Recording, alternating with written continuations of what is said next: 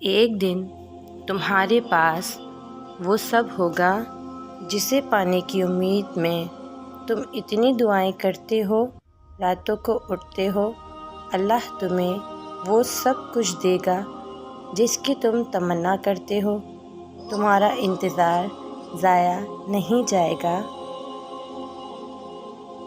وہ آزماتا اسی چیز سے ہے جو تمہیں بے حد پیاری ہوتی ہے، تاکہ اس چیز کے ملنے کی تڑپ تمہیں اللہ سے ملوا دے۔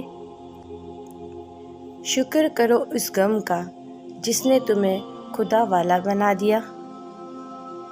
سجدے میں تھوڑی دیر ٹھہر کر تو دیکھو، جتنی الجھنیں ہیں سب سلجھ جائیں گی۔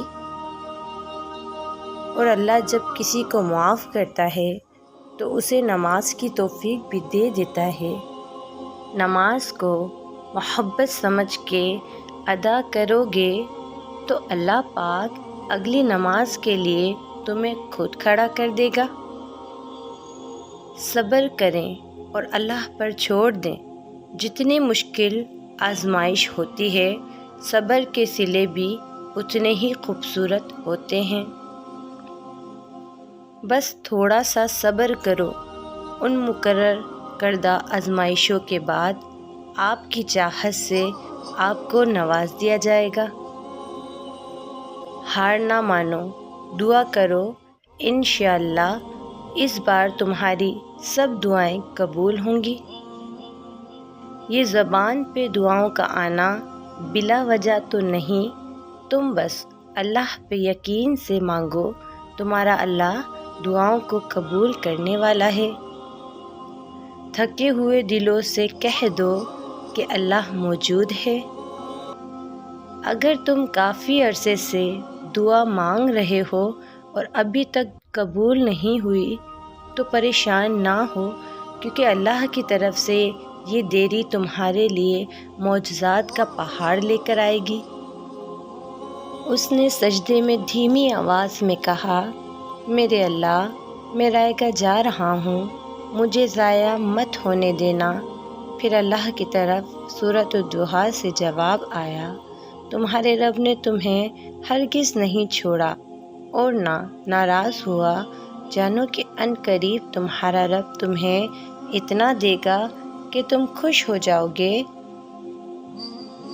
تیرے رب کے پاس تیرے لیے عطاؤں کا سمندر ہے۔ تمہارے یہ ضبط کے آنسو کا ایک ہی قطرہ اس رب کی رحمت کے سمندر میں شور مچا دیتا ہے اور اس چیز کو بھی کھینچ لے آتا ہے جو تمہارے مقدر کا حصہ نہیں ہوتی، کیونکہ جن راستوں کا سفر تکلیف دہ ہوا، اس کا اختتام ہمیشہ حسین ہوا کرتا ہے۔ اللہ فرماتا ہے، اور ان قریب تمہارا رب تمہیں پھیر دے گا اس کی طرف جس میں تمہاری خوشی ہوگی۔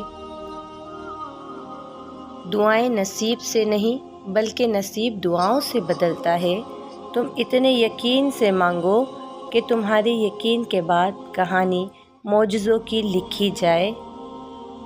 جب اللہ تعالیٰ کسی کو پسند کرتے ہیں نا، تو اس انسان کی پسندیدگی کا عالم یہ ہوتا ہے کہ وہ اس انسان پر بہت زیادہ آزمائشیں ڈالتا ہے، اتنی کہ وہ سوائے اللہ کے کسی کو پکارتا نہیں۔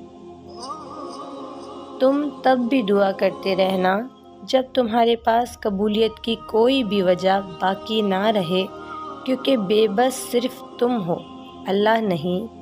وہ تو پل بھر میں نصیبوں کو بدل سکتا ہے۔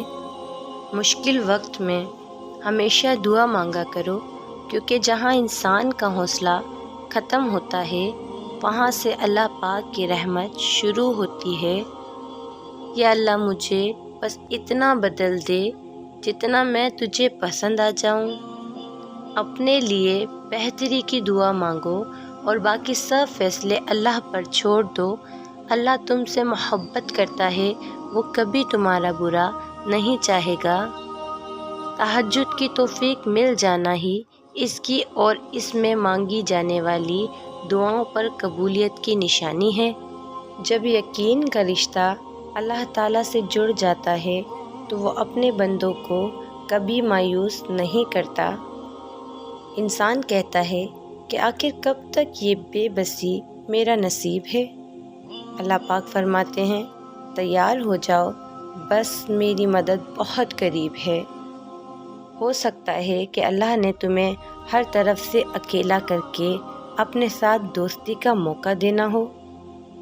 سنو، تم بس اللہ سے دعا تو کرو، وہ تمہارے لیے معجزے نہ کر دے تو کہنا۔ رب فرماتا ہے سب کچھ چھوڑ کر اندھا اعتبار کر لو مجھ پر، یقین کرو میں اپنے وعدوں کا بڑا سچا ہوں۔ جن دعاؤں کو تم ناممکن سمجھ کر مانگنا چھوڑ دیتے ہو، کیا پتہ ان کے پورا ہونے کا وقت قریب ہو۔ جو کچھ بھی تم اللہ سے رو کر تڑپ کر مانگتے ہو نا، دیکھنا ایک دن حقیقت میں تمہارے سامنے ہوگا انشاءاللہ۔ اور تم جہاں کہیں بھی ہو، اللہ تمہارے ساتھ ہے۔ تمہارے دلوں میں جو کچھ ہے اللہ اسے خوب جانتا ہے۔ کہہ دو کہ میرے لیے اللہ ہی کافی ہے، اور جو مجھے پکارتا ہے میں اس کی دعا قبول کرتا ہوں۔ بے شک تمہارا انجام آغاز سے بہتر ہوگا۔ قرآن تو جگہ جگہ تسلی دے رہا ہے کہ نا امید نہ ہو، کمزور نہ پڑھو، اور یقین رکھو تمہارا رب تمہارے ساتھ ہے۔ دیکھنا وہ بہت جلد سب ٹھیک کر دے گا۔